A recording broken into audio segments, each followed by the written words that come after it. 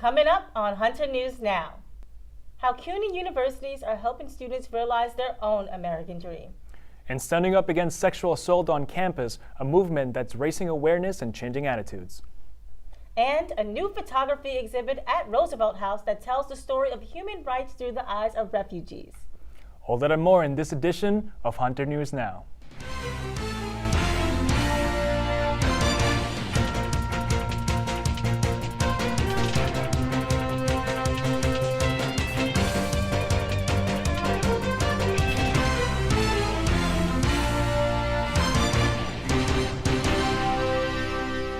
Welcome to Hunter News Now. I'm Christina Williams. And I'm Ricardo Montero. Many students attending CUNY universities are children of immigrants or immigrants themselves. Here at Hunter, there are roughly 1,000 undocumented students. Some are there signed up for DACA, the immigration program that gives undocumented young people the right to work and attend school without fear of deportation. The future of this policy is uncertain under the Trump administration, but last week the College Senate voted overwhelmingly to make Hunter a sanctuary campus.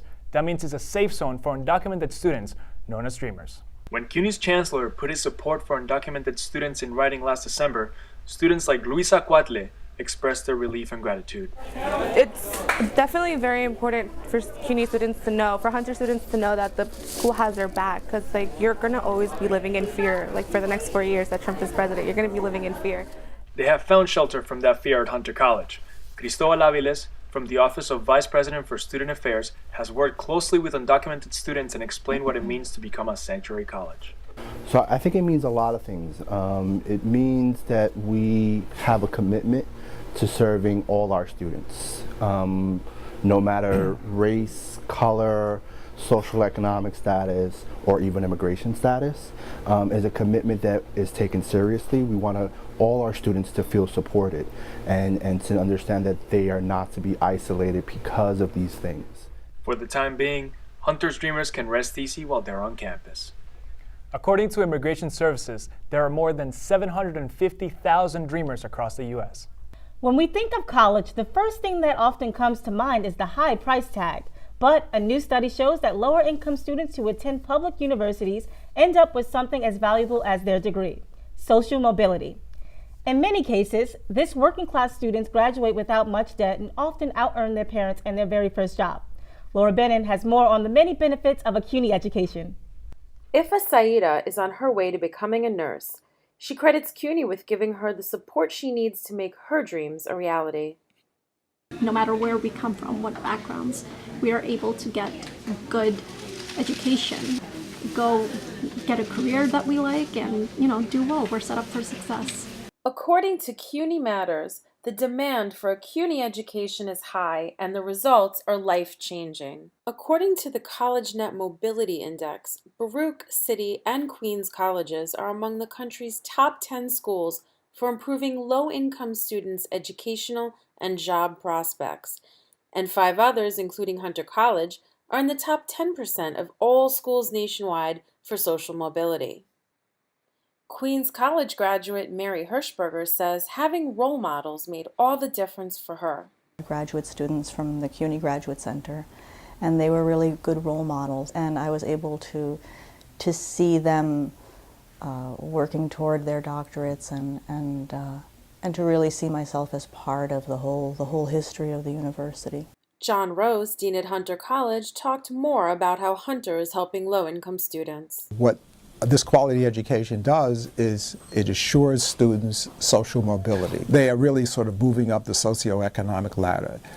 After graduation, there's a world of possibility for CUNY graduates. But what is so telling about the power and meaning of a CUNY education is how many graduates stay connected to their university. Some, like Mary, return to teach current students. Others, like me, return to bring you news programs like this one. Laura Bennon, CUNY graduate for Hunter News Now. More than 90% of sexual assault victims on college campuses do not report that assault to authorities. Here at Hunter, the faculty is now required to include a statement on how to report sexual assault in every syllabus. And the student body is getting involved as well. Earlier this week, I had the chance to speak with students who want to reframe the conversation about sexual assault on campus. Meet Huber Manzoor. She is a 21-year-old senior and commissioner of student welfare on the Undergraduate Student Government Board. She is also leading a new wave of student activists who want to stand up against sexual assault. Student Stand Up campaign, it's a very important initiative that we're taking this year and that we're continuing actually, and it's very important that students do get involved because this is a real issue. In the summer of 2015, Governor Andrew Cuomo signed his Enough is Enough legislation to combat sexual assault on college and university campuses statewide.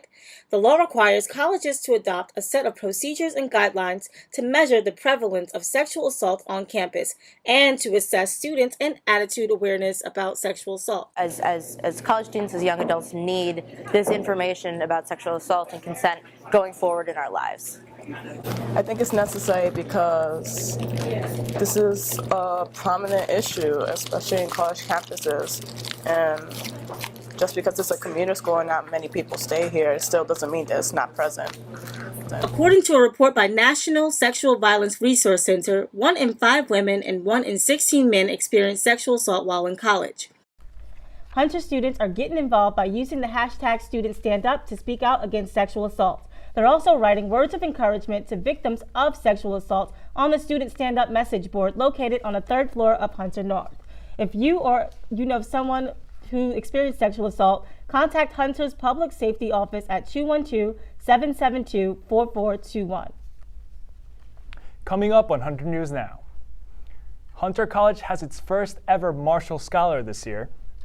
And that's not all. Hunter is turning out more Fulbright scholars than any other colleges or universities in the state of New York. We'll find out what's behind all this success and the new head of office, prestigious scholarships and fellowships.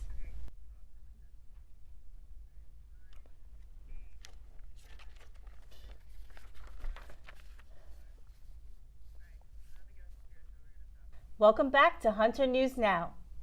Every year, Hunter students compete for top scholarships to study abroad after they graduate.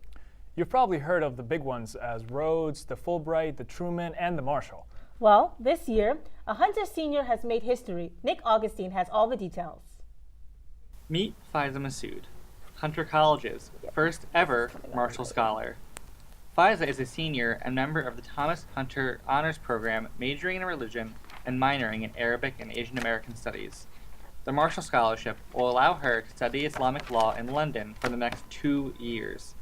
Founded in 1953, this prestigious scholarship is given to 40 U.S. students a year by the British government in honor of former Secretary of State George Marshall and the Marshall Plan that helped rebuild Europe after World War II. The goal of the scholarship is to strengthen ties between the two countries. Faiza is in good company when it comes to scholarships. 5 Hunter students also won the Fulbright in the fall, making Hunter College one of the top producers of Fulbright scholars in the nation. Nick Augustine, Hunter News Now. This has been a big year for Hunter's Office of Prestigious Scholarships and Fellowships.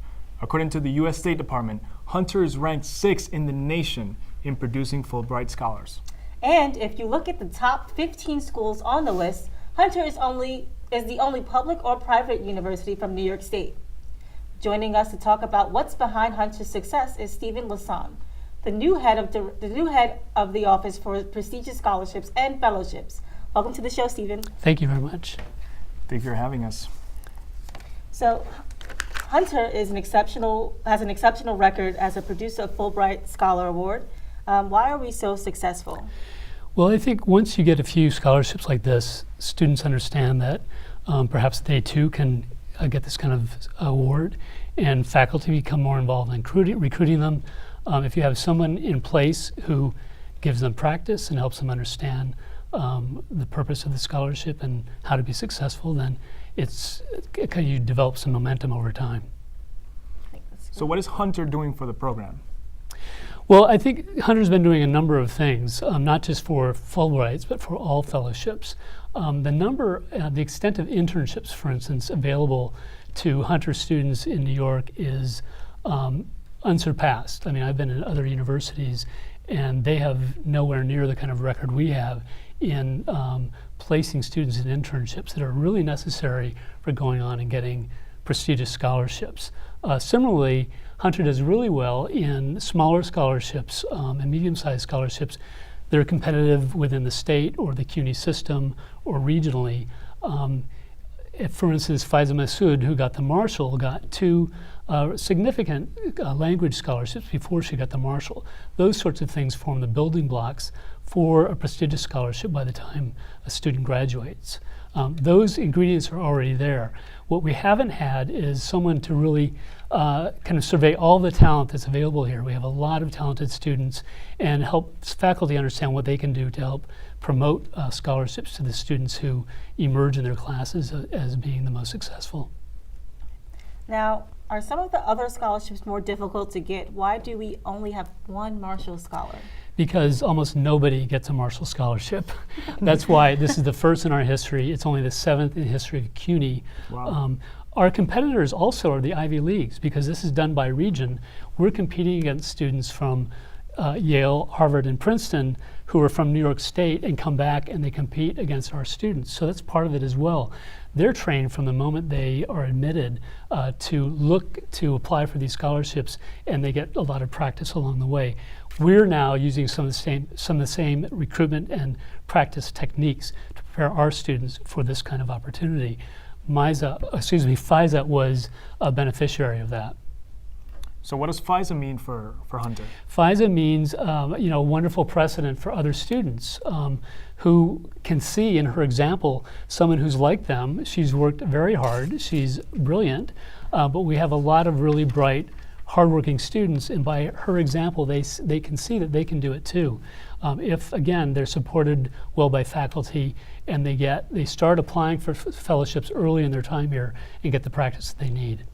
So, looking forward, what are some steps that students can take if they are interested in these fellowships and scholarships?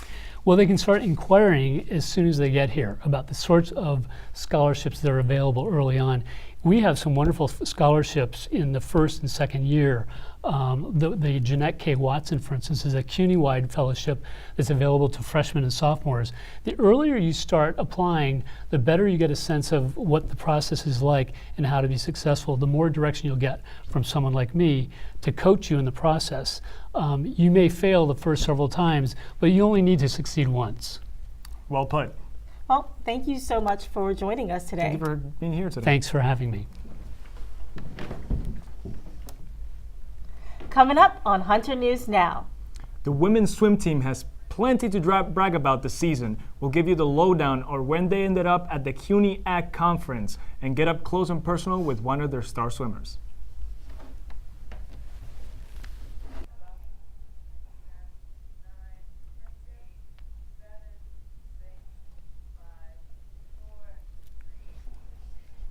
Welcome back to Hunter News Now.